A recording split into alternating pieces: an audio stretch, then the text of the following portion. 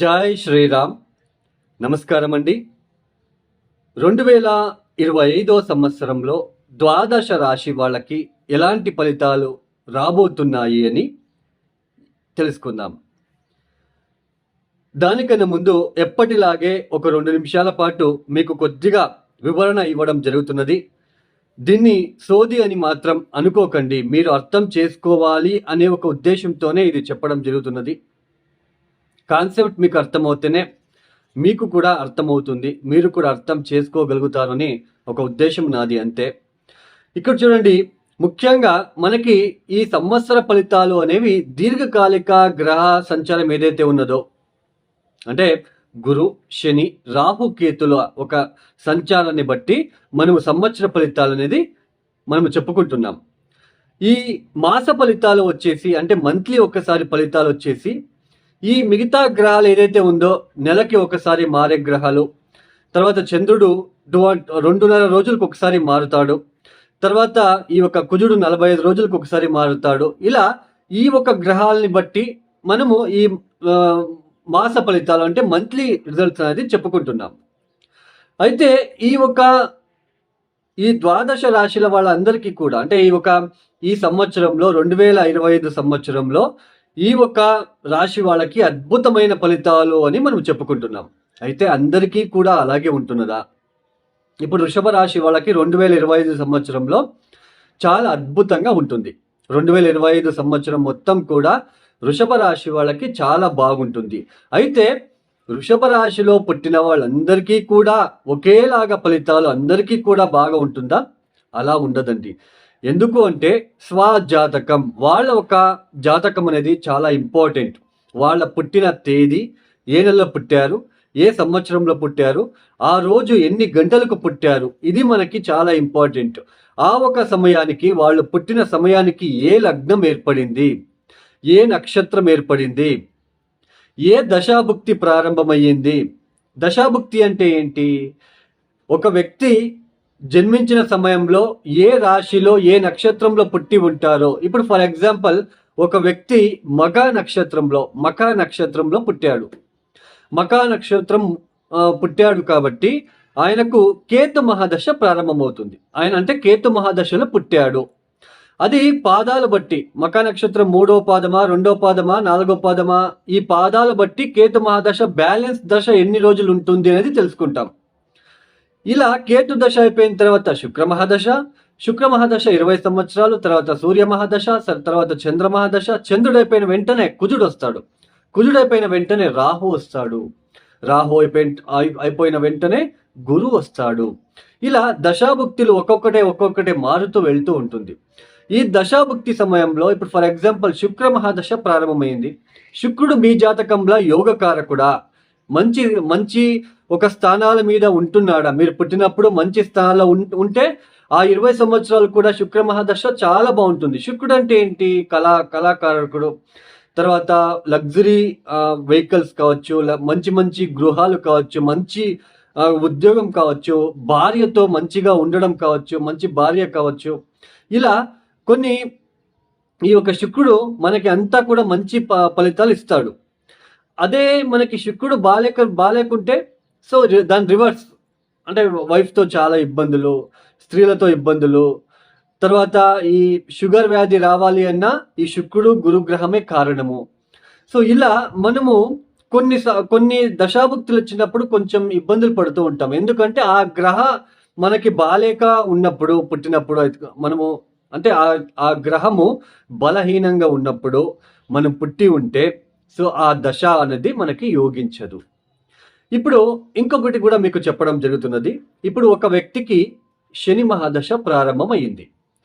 ఆ వ్యక్తి జాతకంలో శని బలిష్టంగా ఉన్నాడు అని అనుకుందాం. శని మహాదశ ప్రారంభమైన తర్వాత శని మహాదశ పర్లేదు, బాగానే జరుగుతూ ఉంటుంది. సడన్గా కొన్ని రోజులు అయిన తర్వాత శని మహాదశ కూడా కొద్దిగా ఇబ్బంది పెట్టడానికి ప్రారంభం చేస్తుంది. ఎందుకు అని మనం ఎట్లా చెక్ చేసుకోవాలి అంటే, గోచారంలో శని ఎక్కడ ఉన్నాడు, ఆ శని ఆ స్థానానికి ఎన్ని అష్టకవర్గ బిందువులు ఇచ్చాడు అని మనం తెలుసుకుంటే అప్పుడు మనకి ఈజీగా అర్థమైపోతుంది. ఇప్పుడు ఫర్ ఎగ్జాంపుల్ వృషభ లగ్నం, వృషభ రాశి వాళ్ళకి ఈ లాభస్థానంలో శని సంచారం చేస్తున్నాడు. అంటే మార్చ్ అంటే 2025 మార్చ్ తర్వాత లాభస్థానంలో శని యొక్క సంచారం జరుగుతున్నది. ఈ శని లాభస్థానంలో వచ్చినప్పుడు నవమాధిపతి దశమాధిపతి లాభస్థానంలో అంటే ఉద్యోగంలో అభివృద్ధి, వ్యాపారంలో అభివృద్ధి, మంచి ఆర్థిక అభివృద్ధి అనేది చూస్తాం. బట్ అందరికీ కూడా వృషభ రాశి వృషభ లగ్నంలో పుట్టిన వాళ్ళు అందరికీ కూడా సేమ్ ఫలితాలు వస్తాయా? కాదు. లాభస్థానంలో శని ఎన్ని బిందువులు ఇచ్చాడు దాని మీద ఫలితాలు అనేది వస్తాయి. ఒకవేళ 0, 1, 2 ఇచ్చి ఉంటే ఆదాయం తక్కువగా ఉంటుంది, ఇబ్బందులు ఉండవు, బట్ తక్కువ ఉంటుంది. ఆయన ఇచ్చే ఫలితాలలో తక్కువ ఇచ్చేస్తాడు అంతే. సో ఇది అండి దశాభుక్తి. ఒక దశాభుక్తి జరుగుతున్నప్పుడు ఆ దశాభుక్తి, ఆ దశకి సంబంధించిన గ్రహము గోచారంలో ఎక్కడ ఉంది అది కూడా మనం చూసుకుంటే అప్పుడు మనకి ఈజీగా మనకి అర్థమవుతుంది అనే ఇక్కడ నా ఒక వివరణ. చూడండి, ఇప్పుడు 2025 మార్చి 30వ తేదీ 7 గ్రహాలు మీన రాశిలో కలవబోతున్నారు. మనకి కరోనా కన్నా ముందు పంచగ్రహ కూటమి ఏర్పడింది. ఇప్పుడు ఏకంగా 7 గ్రహాలు మీనరాశిలో కలవబోతున్నారు. అంటే కాలపురుష చక్రం నుంచి 12వ స్థానం అవుతుంది మీనరాశి. ఈ మీనరాశి 12వ స్థానం. మీనరాశికి అధిపతి ఎవరు? గురువు. గురువు అంటే నో లిమిట్. ఆయన ఇచ్చే ఫలితాలలో లిమిట్ అనేది ఉండదు. అది ఆధ్యాత్మిక పరంగా కావచ్చు, డబ్బు విషయంలో కావచ్చు. గురువు అంటే ఇస్తూనే వెళ్తూ ఉంటాడు. అంటే there is no limit in 12th house. గురువు కాబట్టి గురువు ఇచ్చే ఫలితాలు. అప్పులు ఇస్తాడా? అప్పులు ఇస్తూనే ఉంటాడు. రోగాలు ఇస్తాడా? రోగాలు ఇస్తూనే ఉంటాడు. అంటే మన జాతకంలో గురువు బలహీన పడినప్పుడు అలాంటి ఫలితాలు. గురువు బాగుంటే డబ్బు ఇస్తూనే, అభివృద్ధి ఇస్తూనే వెళ్తూ ఉంటాడు. అంటే దెర్ ఇస్ నో లిమిట్. గురువు స్థానంలో శని వెళ్తున్నాడు. శని అంటే ఏమిటి? Restriction planet. ఇంతే కావాలి, ఇంతే. దెర్ ఇస్ సమ్వాట్ లిమిటేషన్స్ అనేది ఉంటుంది. ఇంతే లిమిట్, ఇంతే కావాలి, ఇంతే ఇవ్వాలి. అది 12వ స్థానంలో జరుగుతున్నది. దట్టు 7 గ్రహాలు మార్చి 30వ తేదీ కలవబోతున్నారు. ఇక ఈ వీడియో కనుక చేస్తే ఇంకా మీరు అప్సెట్ అవుతారని ఒక వీడియో కూడా చేయట్లేదు ఇంకా. సో ఈ ఒక 2025 సంవత్సరంలో ద్వాదశ రాశి వాళ్ళకి ఈ యొక్క శని గ్రహం వచ్చేసి ముందుగా 2025 మార్చి 30వ తేదీ మీనరాశిలో సంచారం ప్రారంభం చేయబోతున్నారు. 2025 మే 14వ తేదీ గురువు గారు మిథున రాశికి వెళ్ళి సంచారం ప్రారంభం చేయబోతున్నారు. 2025 మే 18వ తేదీ రాహువు కుంభరాశిలో, కేతువు సింహరాశిలో సంచారం చేయబోతున్నారు. ఈ ఒక గ్రహ సంచారం వల్ల ద్వాదశ రాశి వాళ్ళకి ఎలాంటి ఫలితాలు రాబోతున్నాయో ఒక్కొక్కటి తెలుసుకుంటూ వెళ్దాం. ముందుగా మేషరాశి.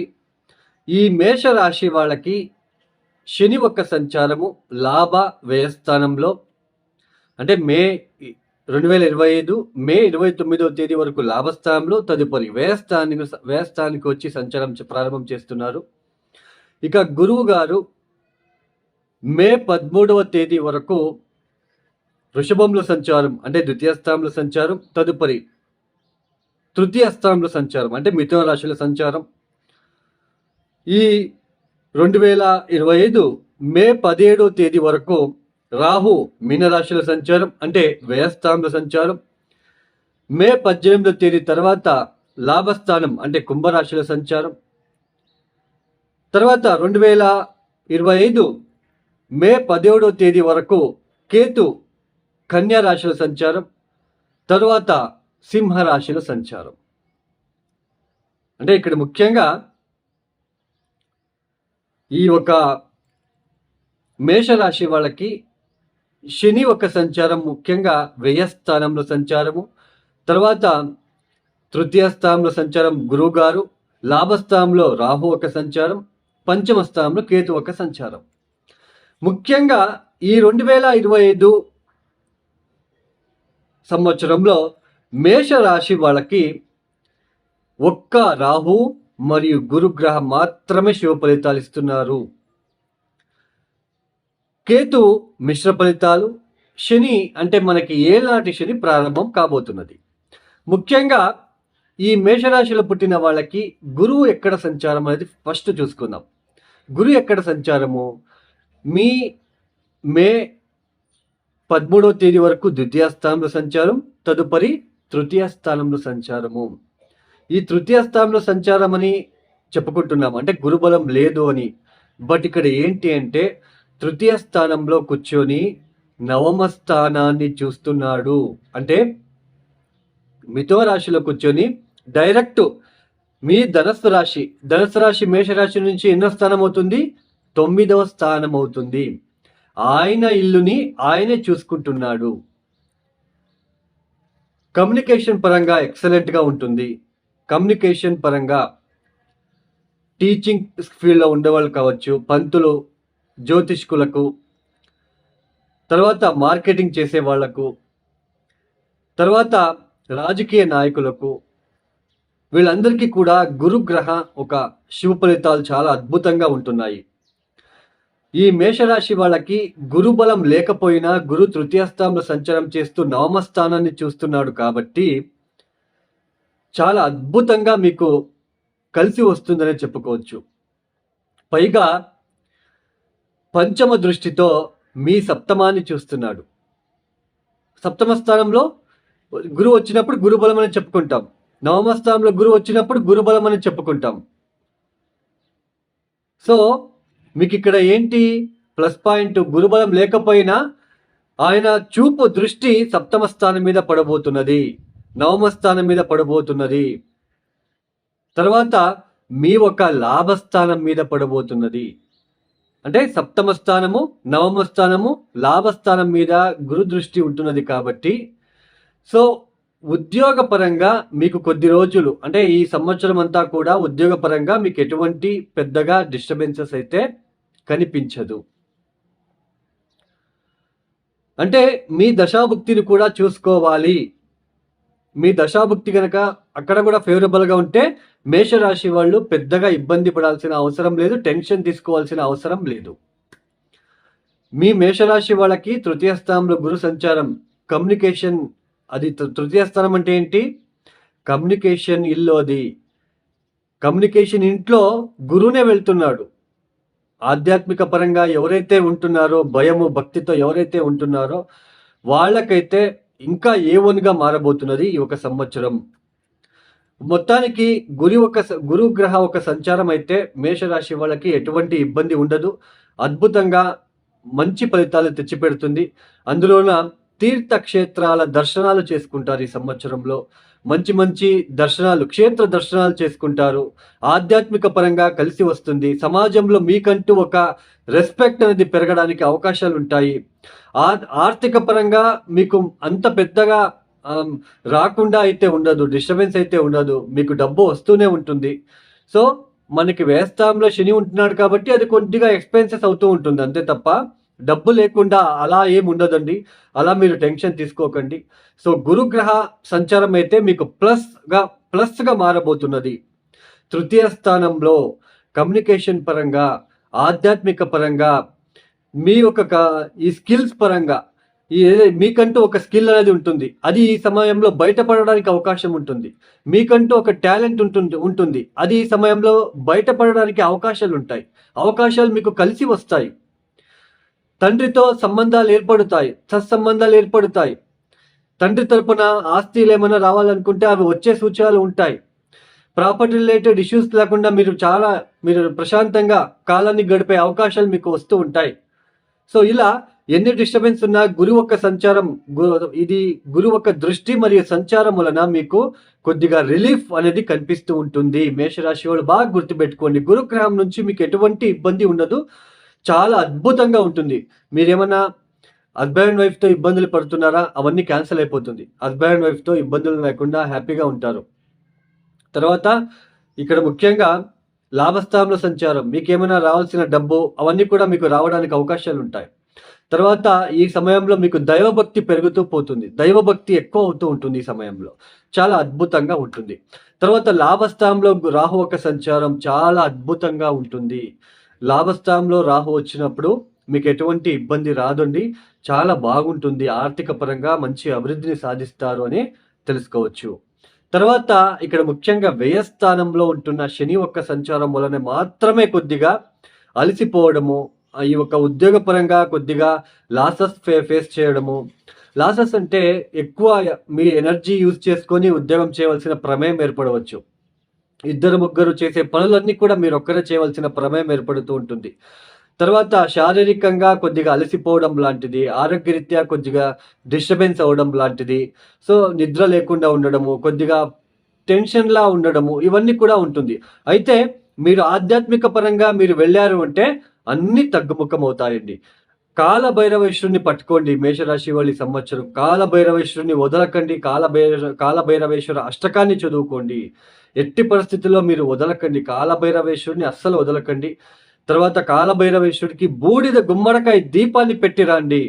రోడ్ సైడ్ ఉంటున్న వాళ్ళకి మీకు తగిన సహాయ సహకారాలని మీరు అందించండి. రోడ్ సైడ్ ఉన్న ఆవులకు, ఎద్దులకు ఈ నవధాన్యాలని నానబెట్టి బెల్లంతో కలిపి తినిపించండి. ఆ ఆవులు పేపర్లు అవి ఇవి తింటూ వెళ్తూ ఉంటాయండి. మీరు ఉంగరాలు బొంగరాలు అని మీరు పెట్టుకుంటూ ఉంటారు. అవన్నీ కూడా మీకు వేస్ట్ అవుతుంది. అదే డబ్బు మీరు ఆవులకో గోసేవ చేసుకోండి. ఖచ్చితంగా మీకు మంచి ఫలితాలు వస్తాయి. తర్వాత బీరువా లాంటివి, ఇనుపలతో చేసిన బీరువా లాంటివి కూడా మీరు డొనేషన్ ఇవ్వండి. అనాథాశ్రమాలకి, లేని వాళ్ళకి ఇవ్వండి. ఖచ్చితంగా మీకు మంచి శుభ ఫలితాలు వస్తాయని తెలుసుకోవచ్చు. మేషరాశి వాళ్ళకి గురువు నుంచి, రాహు నుంచి అయితే ఎటువంటి ఇబ్బంది ఉండదు. అయితే పంచమ స్థానంలో ఉంటున్న కేతు వలన కొద్దిగా ఈ ప్రేమించుకునే వాళ్ళకంతా డిస్టర్బెన్స్ అవుతుంది. వ్యయస్థానంలో శని వస్తున్నాడు కాబట్టి కొద్దిగా మీకు శారీరకంగా కొద్దిగా అలసిపోవడం లాంటిది, ఇలాంటివి డిస్టర్బెన్స్ మీరు ఫేస్ చేస్తారు ఉద్యోగం విషయంలో. ఇలా కొద్దిగా ఉంటుంది తప్ప మేజర్‌గా అయితే మీరు ఆధ్యాత్మిక పరంగా మీరు మంచి మనస్సుతో మీరు ముందుకు వెళ్తే ఖచ్చితంగా మీకు మంచి జరుగుతుంది. కల్మషం అనేది పెట్టుకొని బయటొకటి లోపలొకటి ఉంటే శని మిమ్మల్ని ఇబ్బంది పెడతాడు. ఇది బాగా గుర్తుపెట్టుకోండి. ఈ ఒక వీడియో మీకు నచ్చితే లైక్ చేయండి, షేర్ చేయండి, సబ్స్క్రైబ్ చేసుకోండి. సర్వే జనో సుఖినో భవంతు. ధన్యవాదములు. జై శ్రీరామ్.